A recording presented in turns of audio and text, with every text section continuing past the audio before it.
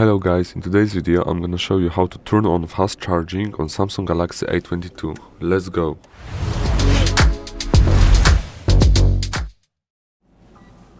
Okay, so the first thing we need to do is we go to settings, then we look for battery.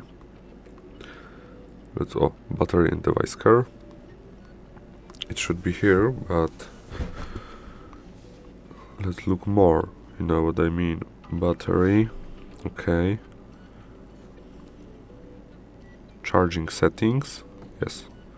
Here, so you go to battery and device care, you click here battery, then you scroll down a bit, you have charging settings, and it should be like this, and then you toggle it on. If it's blue, it means your fast charging is on.